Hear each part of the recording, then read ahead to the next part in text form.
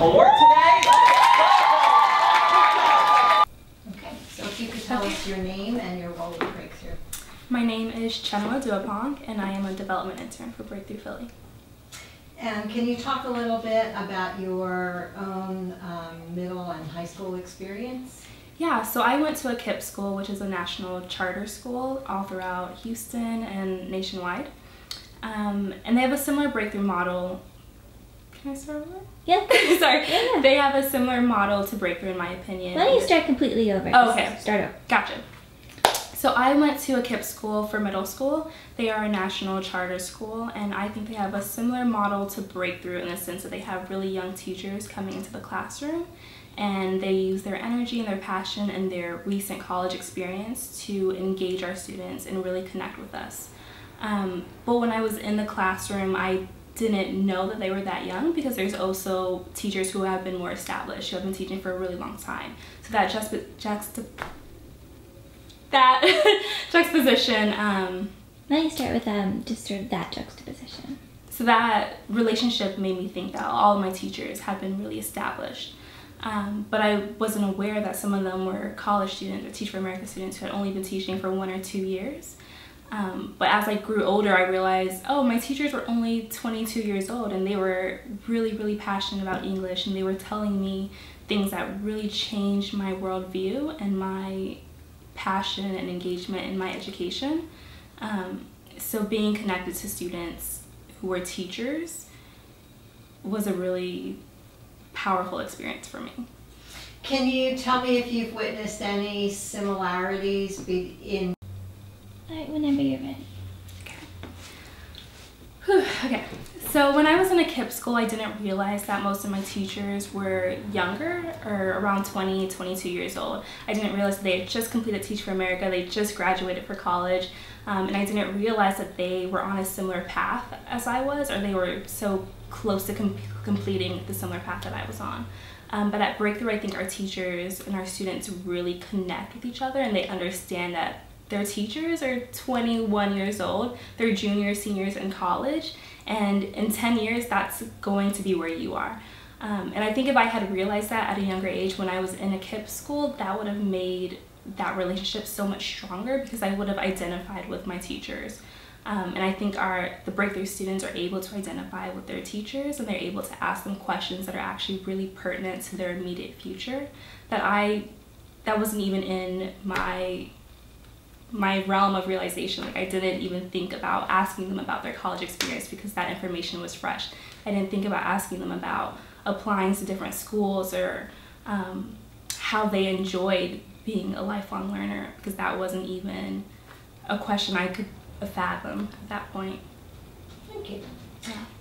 So I know that you too are a first-generation college student, Mm-hmm. and I know that your high school background was a little bit different than traditional Breakthrough students. Yeah. But I'm wondering if you could talk a little bit about what it's like to be a first-generation student on a college campus, and in your case, you're on an Ivy League college campus, and what that experience is like. Yeah.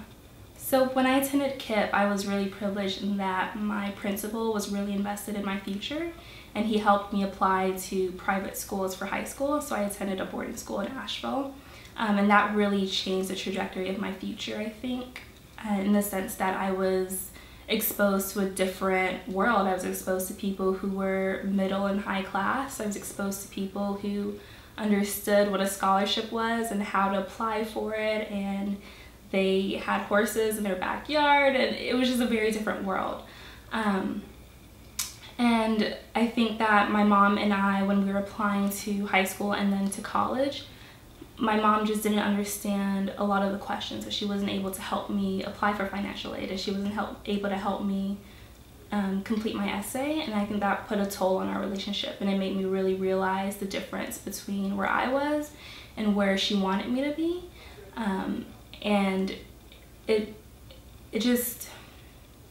made it very real, the reason why she immigrated from Ghana and the reason why she was so invested in my future, because it just made it very real that the limitations she faced while she was in Ghana weren't going to be imposed on me anymore because I was attending a private boarding school that allowed me to then attend the University of Pennsylvania.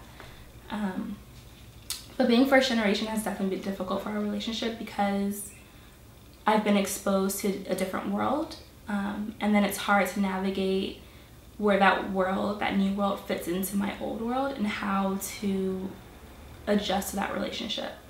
I'm not sure if that answers your question. I think that's a great answer to the question. Okay. I'm also curious about, I like that you talked about the tension that's created in sort of your own different trajectory, even though it's one that your mother supports. Yeah. But what I'm wondering is what it's like to be on college campus. So you're there, and it sounds like you were able to get some decent financial aid to be able to attend Penn.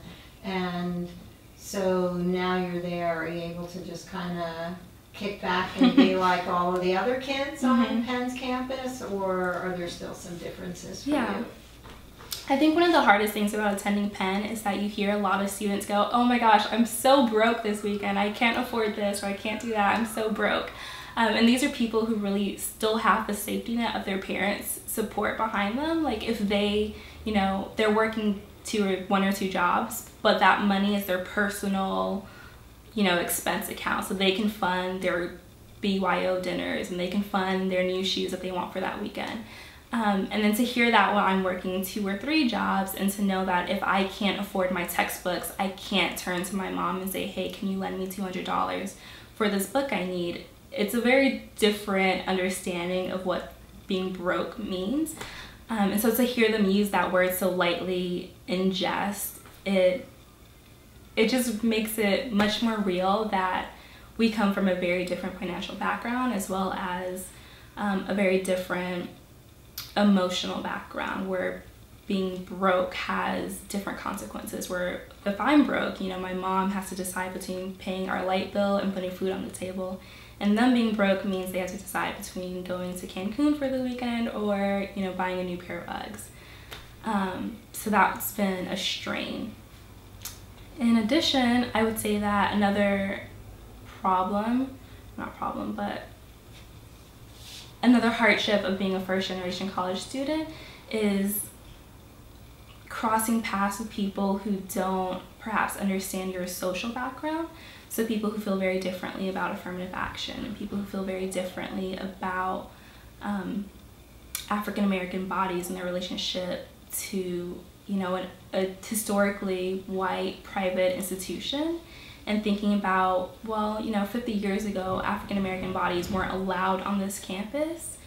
So we need spaces where we feel safe to be ourselves, to share our backgrounds, to share our history, and having people of higher income families and who are white coming to those spaces and saying, you're excluding us, we don't feel supported, we need all white spaces. It's very difficult to navigate that relationship between people who want to understand and people who just don't, who want to tear down what you have built up. So it's hard to find people who socially understand where you're coming from and support you without destroying what your movement's about. I'm not sure if that was very clear, but So, based on your own personal experience, because you're a rising senior now, I'm wondering if you could give one piece of advice to, you've met some breakthrough students, including some high school students who are in the college application process. What advice would you give them? And maybe it's not one, but what advice would you give to those students who are going off to college, whether it's Penn or it's any other place? Okay. So if I could give one piece of advice, I think it would be to be an advocate for yourself. So when you arrive on your college campus, no matter if it's a privately owned institution, if it's a PWI or HBCU or wherever you are, be confident in yourself and know that you earned your spot there. Don't let anyone deter you from being there and being motivated to succeed. Whatever they say, whatever they may feel about you has no impact on whether or not you succeed or fail, but you are in control of whether or not you go to class, whether or not you talk to your professor, whether or not you join a club that makes you really motivated and happy and allows you to give back to a community that you feel passionate about. So be confident in yourself and be an advocate for your own education. If you have a question, don't be afraid to raise your hand. You paid to attend that class, you paid to attend this institution, raise your hand, get your money's worth of your education, and be passionate about what you're learning. Every class you take, every club you join, every person you meet is an opportunity to better yourself and to learn something new that you may never experience again and may never have experienced before. So just really be an advocate for yourself. Don't be afraid. Don't let anyone shut you down. And be confident that you earned your right to be there. You deserve to be there, and it's up to you what you make of those 4 years. Great. Thank you. Yeah. That's good. I wonder, I didn't really know how to word this correctly, and I wonder if you already answered it, but is there anything that would have made your transition to college easier that Penn could have done or someone else could have done, since you're like a first-generation college student? Yeah. And if you could answer to Stephanie, that would be great. Yeah. Let me think about that. So there are things that Penn offered that I wasn't able to take part of. Is that okay? Sure. Oh, okay. Yeah. So to better the transition between being a first-generation college student attending a college university, I would recommend that anyone attend a pre-orientation session. So if your school offers a weekend for first-generation students or multicultural students before the academic semester begins, I would encourage everyone to attend that, because it's a really great way to meet people who have a similar background as you, who have a similar story and similar passions and motivations, to meet them in a really small, safe environment before you're thrown into the mix with seniors and juniors and freshmen and sophomore, and you don't know who's an upperclassman and who's a lower classman, and you don't really feel safe to reach out to anyone. So attending a pre-orientation session would be a really great way to allow you to feel safe, reaching out to someone who's sitting next to you without the fear of, well, they might not like me, or they might not be a new student, or they might not relate to me. It's a really great way to ignore those hazards and really delve into the college experience. Good. Yeah. Good. I guess I don't have any other questions. Do you, Stephanie? I can't think of any. That was really good. Thank you. Thank you so Great. much. Thank you.